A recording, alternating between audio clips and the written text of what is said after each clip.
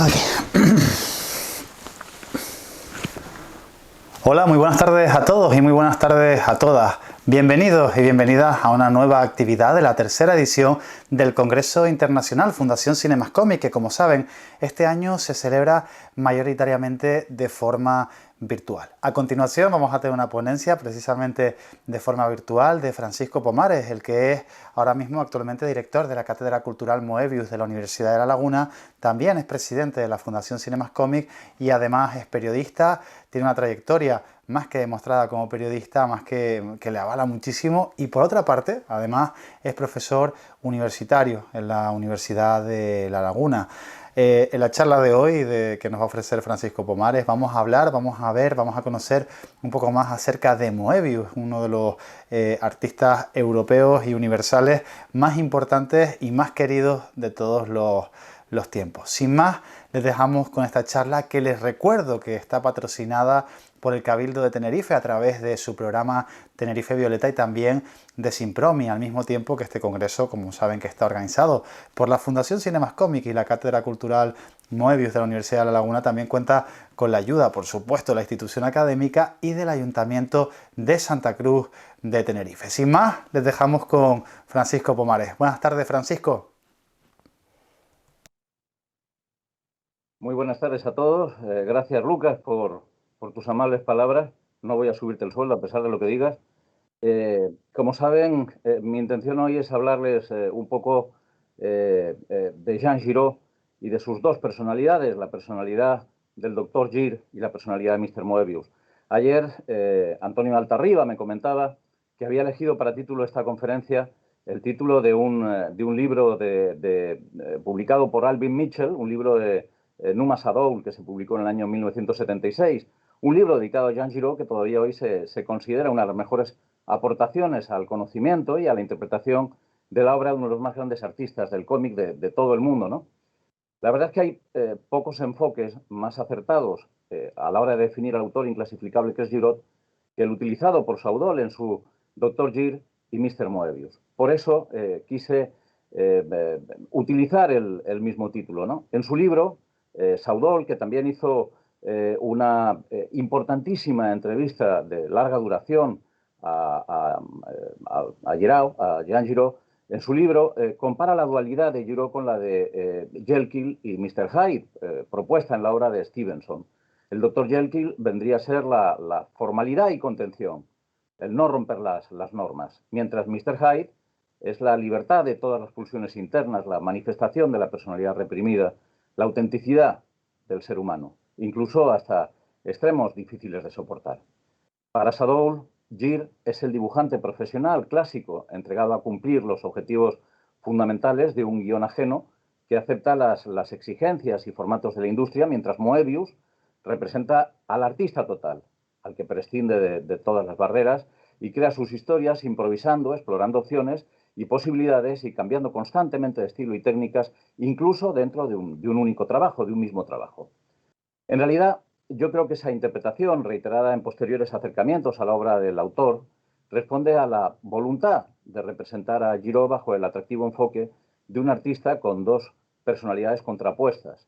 Un arquetipo que el propio Giraud asume cuando en 1999 publica un libro autobiográfico al que titula Giraud, historia de mi doble.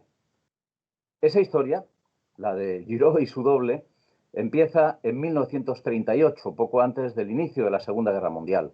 Giraud nace en un barrio del extrarradio de París y creció en ese barrio, se llama Fontenay-sous-Bois. Fue educado por su madre y sus abuelos maternos, ya que sus padres se divorciaron cuando él era muy joven, tenía apenas 3 años. Su vida se dividía entonces entre dos mundos. Uno estaba en la casa de sus abuelos, que eran gente de campo, y el otro mundo era su madre, la casa de su madre, que vivía a 2 kilómetros de paseo desde la casa de los abuelos. Su padre, Raymond, era un joven de buena familia que contrajo matrimonio con su madre, de origen humilde, con la que se había fugado y que acabaría divorciándose de él. Raymond se suicidó disparándose en la boca en la década de los 60, cuando le estafaron todo el dinero que tenía y perdió su casa. Giraud se mantuvo siempre, hasta su suicidio, en contacto con él.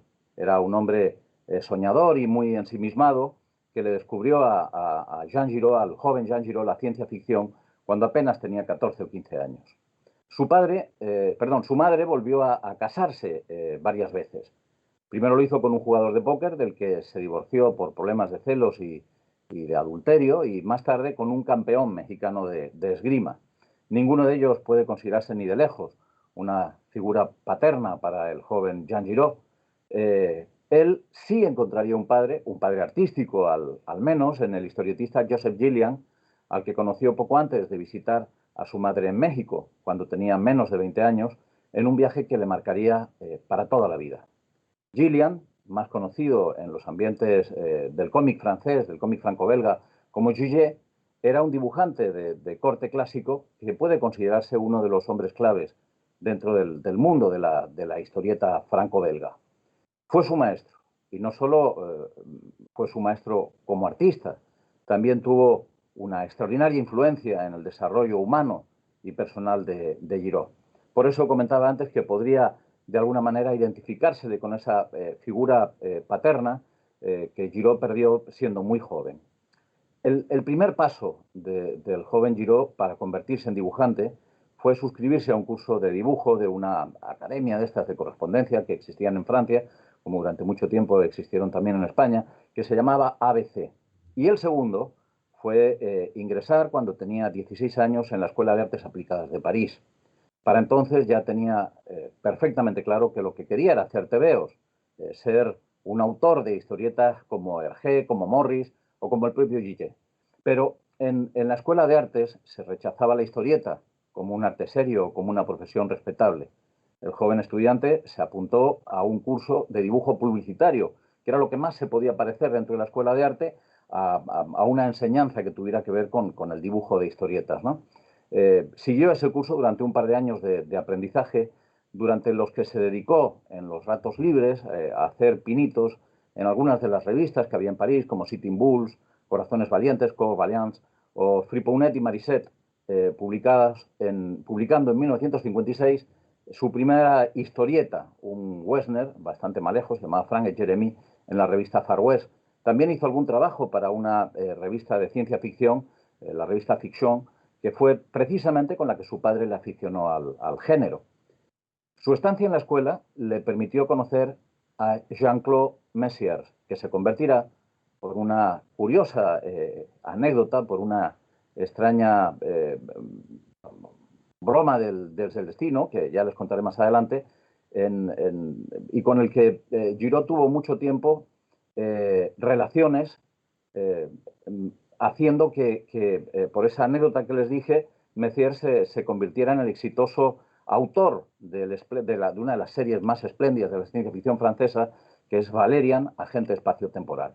Messier fue quien le presentó a Giguet, que era ya entonces una gran estrella dentro del mundo de la historieta y formaba junto a Morris y a Franklin el triunvirato de grandes autores que habían logrado cambiar el cómic franco-belga.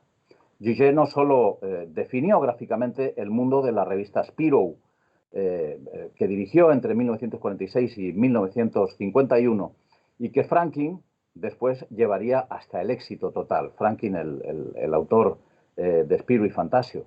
Giguet era responsable de una serie que se llamaba Blondin et Tirage, de la que había publicado 9 álbumes, y había sentado también las bases del tebeo realista europeo mediante dos muy católicas biografías de Don Bosco y de Baden-Powell, el fundador de los Boy Scouts, una organización juvenil muy potente en aquella época y que tiene una extraordinaria importancia no solamente en Francia, sino también en Bélgica. En Bélgica la organización más importante de los Boy Scouts eran los Boy Scouts católicos, que como ustedes saben también tienen digamos una proyección importante dentro de la figura de Hergé, que inicialmente convierte a Tintín en un personaje muy vinculado al mundo de los Boy Scouts. Giguet dibujaba en aquella época la serie Jerry Spring, una historia del oeste seriada en la revista Spirou, que es sin duda lo mejor que él hizo en toda su carrera, y de la que entre 1974 y 1977, fíjense que estamos hablando de 33 años, realizaría nada menos que 25 álbumes. Hoy, esos álbumes que eran prácticamente imposibles de conseguir en España, se pueden conseguir en una colección integral en 5 volúmenes que ha editado Ponent Mont, la editorial Ponent Mont. El encuentro de Giraud con Giguet fue determinante. Le llevó unas páginas de Corazones Valientes, la revista Corazones Valientes, y Giguet apreció que había mucho talento en ellas. 3 años después, le ofreció la oportunidad de convertirse en su ayudante, y juntos trabajaron durante casi un año en la ruta de Coronado, la 11ª entrega de Jerry Spring. Giguet era un hombre paternal y muy reflexivo, con estudios clásicos de pintura, entrenado en la producción de series, y enseñó al joven Giraud a pensar como un artista. Le explicó que hay que intentar la perfección, pero que como la perfección no se consigue nunca, no se alcanza nunca, uno debe al final conformarse con lo que pueda hacer. Un buen consejo para un principiante. En 1956, cuando todavía no había cumplido los 20 años, Giraud dejó París y viajó hasta New York para desde allí desplazarse en autobús por toda la costa hacia México, donde su madre vivía, separada ya de su tercer marido, el campeón de esgrima de México al que me refería antes. Con los ahorros de las colaboraciones realizadas durante los fines de semana para las revistas francesas para las que trabajaba, Giraud alquiló una pequeña casa en México y se quedó 9 meses. En realidad había ido solamente de vacaciones, a pasar un par de meses, pero acabó quedándose allí prácticamente un año, ¿no? A Giraud le fascinó el país, un país tan distinto a la Francia parisina a la que él estaba acostumbrado. Allí conoció al muralista Mario Falcón, que fue su amigo durante mucho tiempo, y allí descubrió, como un adolescente tardío, el sexo, las drogas, el jazz y también el amor. Y también descubrió una revista estadounidense que no llegaba normalmente a Europa en esa época, la revista Mad, muy alejada de la tradición franco-belga. Era una revista absolutamente loca, de hecho su nombre Mad significa loco, ¿no?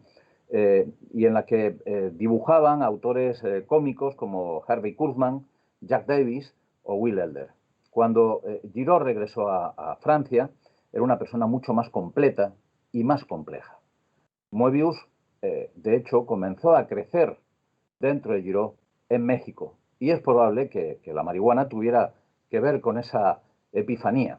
Sin embargo, a pesar de que el estilo de Moebius comenzó a dar algunas señales de vida en parte de sus obras, no sería hasta el año 1963, en la revista Harakiri, una suerte de Mad franco-belga, donde Moebius se presentó a sí mismo como otro dibujante, el narrador de historias lisérgicas y de otros mundos, alguien completamente novedoso, alguien que no tenía nada que ver con lo que hasta ese momento había realizado Giraud.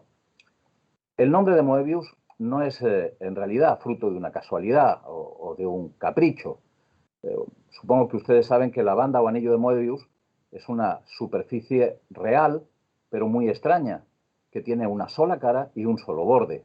Tiene la propiedad matemática de ser un objeto no orientable y fue descubierta casi al mismo tiempo y de forma independiente por los matemáticos alemanes August Ferdinand Moebius y Johann Benedict Listing en el año 1858. Es realmente muy fácil construir una banda de Moebius. Lo que se suele hacer es coger una tira de papel, se pone un poco de pegamento por un lado, lo estoy haciendo, y esa tira de papel se gira 180 grados uniendo uno de los lados con el otro. A partir de ese momento se obtiene una superficie torcida y circular que tiene una sola cara. Y ustedes dirán, pero ¿cómo es posible que tenga una sola cara? Estamos viendo dos. Si empezáramos a caminar por encima de esta cinta de Moebius, descubriríamos que recorreríamos las dos caras de la cinta de una manera infinita, de una manera inagotable, ¿no? Esta cinta de Moebius resultó absolutamente fascinante para nuestro dibujante y no solamente para él. Antes de fascinarle a él, había inspirado al genial grabador Mauritius Cornelius Escher, que es el famoso autor de ese dibujo de la cinta de Moebius con unas hormigas recorriéndola, ¿no? Que vamos a ver si lo vemos ahora en un momentito en la pantalla, ¿no? ese nombre fue elegido por Giraud como seudónimo para lo que eran sus trabajos más atrevidos, o más fantásticos, o más oníricos, aquellos que de alguna manera rompían conscientemente con la precisión narrativa y con el dibujo clásico en el que se había formado y que había aprendido fundamentalmente de Giguet, ¿no? El otro sinónimo de Jean Giraud, el sinónimo Gir, es obviamente la abreviatura de su apellido, siguiendo una norma que la mayor parte de los dibujantes franco-belgas seguían, que era la de firmar con seudónimos o abreviaturas de su nombre. Él quería en realidad utilizar sus dos iniciales con el acróstico Gige, pero ya existía un Gillet, que además era su maestro. Por eso comenzó a firmar como Gir, aunque lo cierto es que durante mucho tiempo alternó la firma de Gir y la forma de Giraud, y bueno, se entendían que representaban a la misma persona. Al decir de Norma Saudol, que ya les comenté antes, que es probablemente el crítico que mejor lo conoció y uno de los teóricos que más supieron interpretar a Jean Giraud, Gir es el clasicismo, la forma tradicional de hacer historieta, de recrear el mundo ya conocido. Moebius es la posibilidad de crear al margen de reglas y de imposiciones, de descubrir mundos nuevos. En palabras del propio Giraud, desde ese momento, en mi vida existirán el Western por un lado y la ciencia ficción por el otro.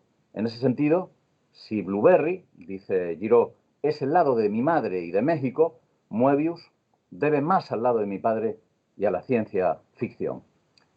En 1960, Giraud se pone finalmente a trabajar con Gillet a su regreso a Nueva York, a su regreso de México, y se independiza definitivamente de su madre gracias a un trabajo que había realizado para él, unas ilustraciones al Watch muy bien pagadas, que le financió durante 2 años la editorial Hachette. Él hacía ilustraciones para la serie Historia de la Civilización, un trabajo que le había conseguido, de hecho, su amigo Messiers. La extraordinaria complicidad entre Giraud y Gillet se manifiesta en el trabajo que ambas realizan, que es de una gran compenetración. Voy a enseñarles ahora dos imágenes muy significativas de dibujos de Gillet entintados por Jean Giraud y de un Blueberry realizado íntegramente por Gillet. Si se fijan ustedes, en el primero de ellos, el dibujo de Gillet entintado por Gir, da la sensación de que en realidad no es Gillet quien dibuja, sino que es Gir. Y en el segundo, a pesar de que el dibujo está realizado por Gillet, parece absolutamente un dibujo realizado, unas ilustraciones realizadas por Blueberry. Tenían una compenetración tan grande que podían sustituirse uno al otro con una extraordinaria facilidad. Giraud ha dicho, sin embargo, que su propio desarrollo, su crecimiento como artista, se lo debe a Moebius, a las historias e historietas impensables para la época que en aquel entonces publica en la revista Harakiri. Pero esa carrera hacia el genio, la carrera hacia el genio de Moebius, sufrió un percance muy serio cuando Gir encuentra trabajo en la revista Pilote, que era la revista más importante del país, y allí conoce a su director, el guionista Jean-Michel Charlier. Charlier era un guionista extraordinariamente reconocido, con muchas historias ya convertidas en serie, y que había fundado Pilote en 1959, tras asociarse con René Goscinny y con Albert Uderzo, los padres de Asterix. Pilote podría decirse que en ese momento era la revista más considerada de Francia y probablemente la revista más considerada del universo franco-belga. Charlier escribía ya en esa época para Pilote 4 series, 2 de ellas consideradas entre las 10 mejores de la historia del cómic franco-belga, como Tango y la Verdure, que dibujaba el propio Uderzo, el mismo dibujante de Asterix, y Barba Roja, que estaba ilustrada por Ubinon. Cuando Charlier le propone a Giraud hacer una serie para Pilote y le pregunta qué le gustaría hacer, Giraud le dice que le gustaría hacer o western o ciencia ficción. Y fue Charlier quien decidió que fuera una serie del oeste. Y aquí viene la anécdota que les comenté antes al principio. Al proponerle a Giraud que haga una serie del oeste, eso provocó que Messiers, que también quería hacer un western para la revista Pilote, Pilote acabara haciendo Valerian, su mejor serie, e insisto, una de las series más importantes de la historia de la ciencia ficción franco-belga. Charlier, trabajando para Blueberry, como guionista de Blueberry, del teniente Blueberry, creó un personaje antiheroico, marginal, un borrachín, alcohólico, un jugador absolutamente amoral, un tipo desaseado, un contestatario sin mucho respeto por la autoridad, que parecía calcado o recién sacado de los westerns de Anthony Mann o de John Ford. Decidió que fuera un teniente de la caballería estadounidense, el teniente Blueberry, y Giraud se entregó absolutamente a Blueberry. La serie tuvo una buena acogida por parte de los lectores y desterró durante muchísimos años la otra personalidad de Giraud, la del dibujante experimental Moebius. Por eso les decía que al empezar a trabajar para Charlier en Pilote y tener el extraordinario éxito que tuvo con el teniente Blueberry, en realidad el dibujante que crecía dentro de Jean Giraud, Moebius, sufrió un percance, dejó de crecer. Y cuando finalmente Giraud decide interrumpir provisionalmente su trabajo con Blueberry, habrán pasado nada menos que 12 años y 20 libros de Blueberry. Y habrá pasado algo más. Habrá pasado la Revolución de mayo del 68, la Revolución parisina. Habría que plantearse que cuando se produce la Revolución de mayo del 68, Giraud tiene justo 38 años. Él había nacido en el 38 y en el 68 acaba de cumplir los 30 años. De alguna manera podemos imaginar las experiencias que tuvo, la manera en que vivió aquel extraordinario despertar, aquel proceso increíble de creer que todo era posible, de creer que todo se podía hacer, ¿no?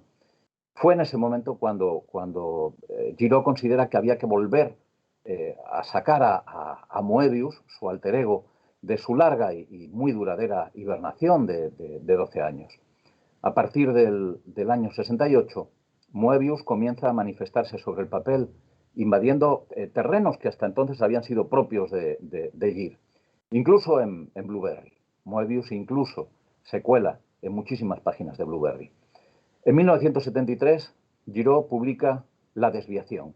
Es una pequeña historieta de pocas páginas, una suerte de interpretación con elementos y toques surrealistas de unas vacaciones familiares que había vivido el propio Giraud. Debía haber firmado ese trabajo como Moebius, pero no lo hizo. Probablemente todavía no era consciente del extraordinario cambio que se estaba produciendo en él como artista y firmó como Giraud. Pero desde Norma Sadol hasta todos los críticos existe una absoluta coincidencia, un consenso general en que la desviación, esa historieta, es sin duda el primer Moebius. En esas fechas había comenzado a llegar a Francia el cómics, con X, el cómics independiente y underground estadounidense. Gilbert Shelton, Robert Crumb, Rand Holmes. Es tiempo de efervescencia y de cambios, de conflictos entre los viejos regidores de las revistas franco-belgas y los nuevos creadores, convencidos de que el viejo mundo se derrumba y surge uno nuevo. Marcel Gottlieb, Nikita Mandrika y Clare Bretecher, tres dibujantes humorísticos, se independizan para fundar en 1972 la revista L'Echo des Savants, El Eco de la Sabana, una publicación adulta, escandalosa, irrespetuosa y muy salvaje. Moebius realiza para ellos algunas colaboraciones ocasionales, como la historieta Pesadilla Blanca, un brutal alegato antirracista. A esta colaboración le siguen otras para publicaciones como el François, L'Express y Fruit Glacial, que fue fundada por Gottlieb en 1975 tras abandonar el hecho de Savants. Como ven, se creaban y se cerraban revistas a una extraordinaria velocidad, ¿no? En esa época Moebius también entrega al hecho, a la revista de Gottlieb, digamos, una historia que al final se editará directamente como si fuera un álbum. Esa historia se llama El Lúbrico Crónico. Se publica en 1974 y es un auténtico delirio, yo diría que un delirio surrealista, una gigantesca humorada muy despiadada sobre un héroe en permanente erección, con un priapismo constante, ¿no? También en esa época Giraud acaba Angel Face, el álbum número 17 de la revista, del personaje Blueberry, donde Moebius suplanta a Gir, o casi suplanta a Gir, y en 1975, algún tiempo después, se une al dibujante Philippe Drouillet, al guionista Jean-Pierre Dionnet y al gerente Bernard Farkas para crear un sello editorial que se convertiría en absolutamente legendario, Los Humanoides Asociados, y para editar la revista Metal Hurlant, que era la revista cabecera de ese sello editorial y que en apenas unos pocos números se convirtió en la revista más influyente del nuevo cómic europeo y, por lo tanto, en la revista más influyente en el cómic y la ilustración de todo el mundo. Metal es, yo creo que se la podría definir como una suerte de viaje astral, ¿no? Un tripi gráfico, ¿no? Es en realidad una revista adulta de ciencia ficción y fantasía, con un precio bastante elevado y con una cuidadísima factura técnica, que está pensada para escritores, perdón, para lectores que son coetáneos de los escritores que trabajan en ella y de los dibujantes que dibujan en ella. Lectores coetáneos de los autores que trabajan en Metal. No hay en Metal Hurlant nada que tenga que ver explícitamente con la herencia del cómic franco-belga. Metal no es ni hijo ni nieto de Tintín, Asterix o Barbarroja. Metal es una revolución, absolutamente en todos los sentidos. Y la demostración es también la demostración de que el cómic se ha vuelto adulto y que niega su origen. Y como muchos adultos descastados, abomina absolutamente de su infancia. Con esos presupuestos, la nueva revista publica a René Petitjean y a Drouillet, a Corben, al famoso Richard Corben, autor norteamericano, a Tardy, a Enki Bilal, a Messiers y, por supuesto, a su estrella, Moebius, que firma la emblemática portada del primer número y entrega a sus páginas a su primer gran personaje, Arzach, un protagonista de nombre mutante, porque cambia de nombre, aunque a pesar de que el nombre se escribe de formas distintas, siempre se pronuncia Arzach en todas las historietas, y que, digamos, sobrevuela a lomos de una especie de pterodáctilo moebiusiano, ¿no? Un universo aún más moebiusiano, ¿no? Moebius rompe con Gir y ni siquiera usa el pincel. Todos los trazos se hacen a plumilla, y eso es una auténtica revolución en la manera en que él dibuja y en la manera en que se presenta todo su universo icónico, que se transforma completamente. Tanto es así que el trabajo de Moebius impacta de una forma tan grande que llega a fascinar a Alejandro Jodorowsky, un cineasta chileno conocido por películas muy inclasificables como El Topo, de 1970, o La Montaña Sagrada, de 5 años después, que es además fundador del movimiento Pánico. Jodorowsky, al que todo el mundo conoce en los ambientes como Yodo, le pide a Moebius que colabore con él en su siguiente película, que es la adaptación de la novela Dune, de Frank Herbert. Moebius acepta, quizá de una manera un poco insensata, como veremos, y se dedica durante prácticamente un año a diseñar artilugios, decorados, vestuarios, y además crea un storyboard muy detallado del guión que le ha planteado Jodorowsky, ¿no?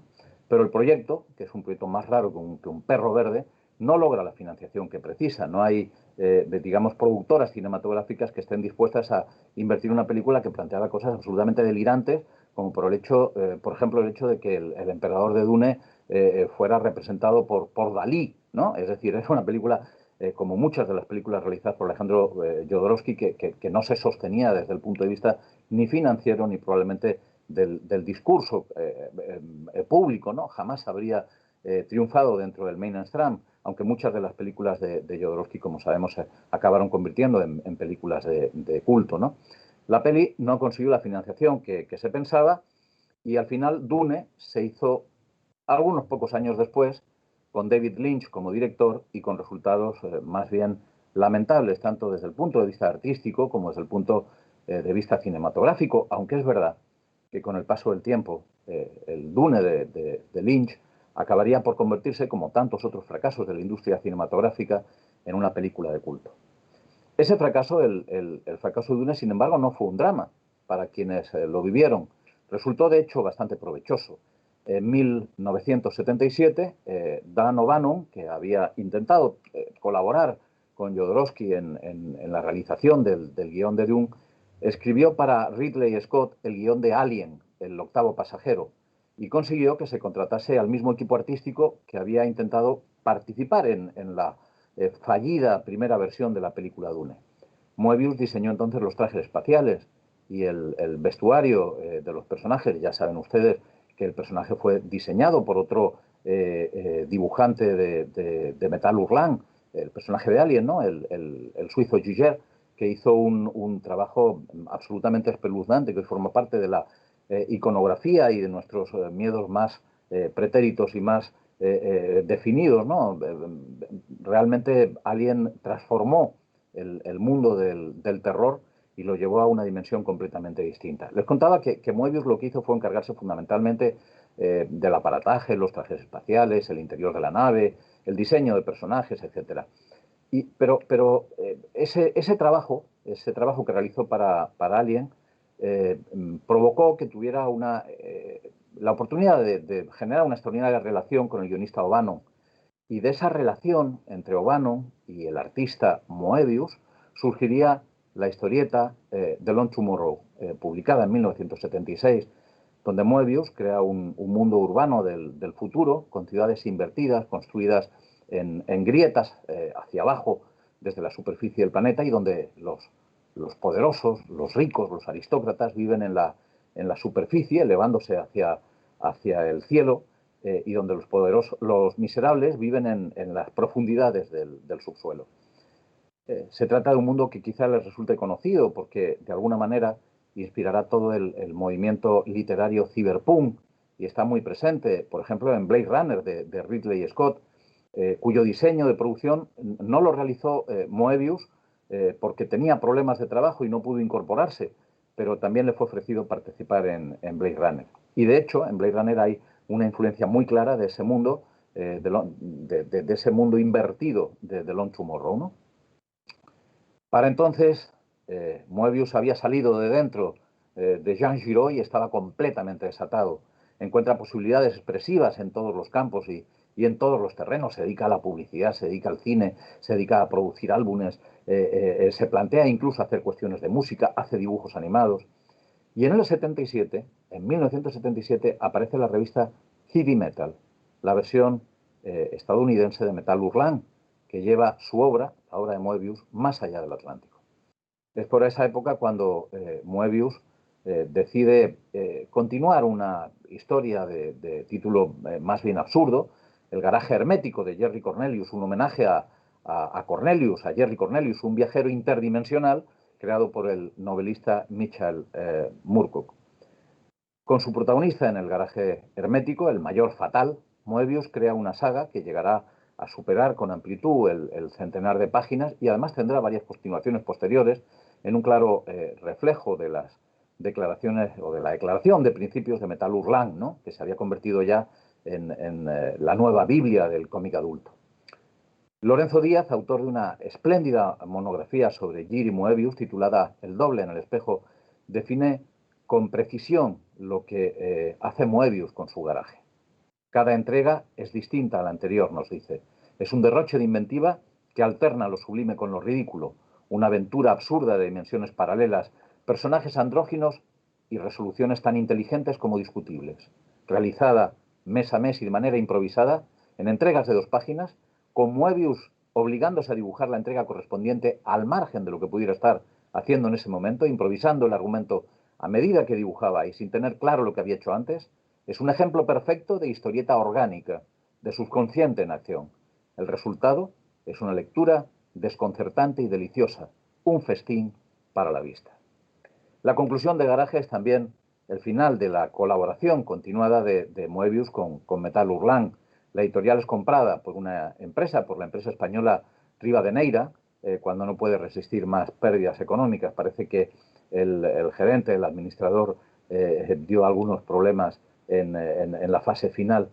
Giraud vuelve entonces, podríamos decir que con la cabeza un poco agacha, al grupo pilote que había sido comprado por el empresario Dargaud, uno de los grandes sellos editoriales franceses, y recupera su trabajo en Blueberry, pero ya no abandonará nunca Moebius. Jodorowsky le descubre a Carlos Castaneda, el de Viaje Ixtlán, y le acompaña en un viaje hacia las puertas de la percepción, hacia las otras realidades. Jodorowsky le ayuda a comprender el camino iniciático que el joven Jean Giraud había emprendido muchos años atrás en México.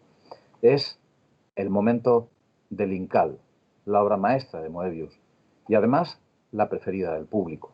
Vamos a decir que un melodrama religioso en un contexto futurista y tecnológico, una narración abierta donde vale todo, con un argumento sin guión que un dibujante genial convierte en un recorrido absolutamente sorprendente por los vericuetos de la simbología esotérica, la mitología del futuro y las realidades imaginadas. Esta es un poco, en líneas muy generales, la historia de ese duelo permanente entre Gir y Moebius dentro del cuerpo de Giraud. El 10 de julio del año 1989 murió su amigo Charlier, el guionista de Blueberry. Gir decidió entonces acabar el último álbum de Charlier, un álbum que Charlier había dejado parcialmente escrito y que él había empezado ya a ilustrar. Con ese álbum se cierra la historia que había dado comienzo muchos álbumes atrás con Chihuahua Peal, 20 años ininterrumpidos con un único, con una única historia entrelazada que Giraud había ido haciendo en los momentos en que dejaba de ser Moebius o dejándose influir por Moebius en el trabajo que realizó. Giraud lo que hizo entonces fue ponerse la ropa de Gir, volver a coger las viejas herramientas de dibujo y crear un Additional Love que acabará con Blueberry, solitario, fuera del ejército y sin saber qué hará con su vida, ya convertido en civil. Todo un final para la mejor serie del oeste de la historia del cómic mundial. Gir no puede quitarse ya de encima la sombra de Moebius, que es también cada vez más Gir.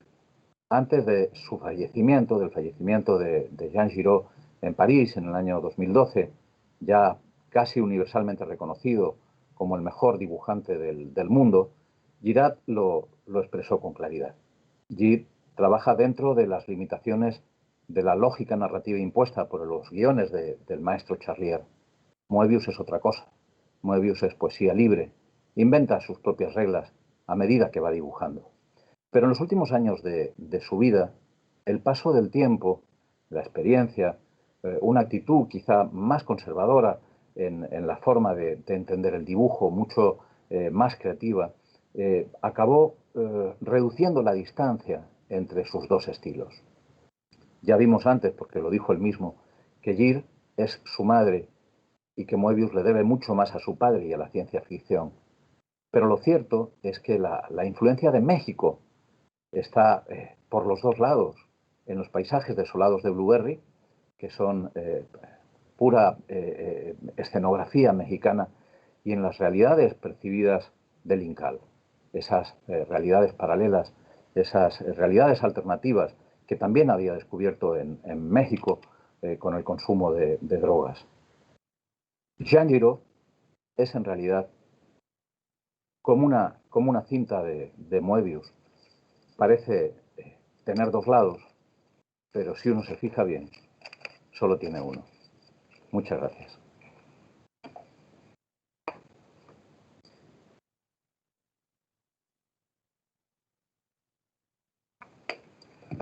Bueno, pues ha sido un placer entretenerlos durante unos minutos con esta charla. Espero que esto despierte en ustedes la extraordinaria pasión que siento por Moebius y su obra. Encantado de haberles podido contar esta historia.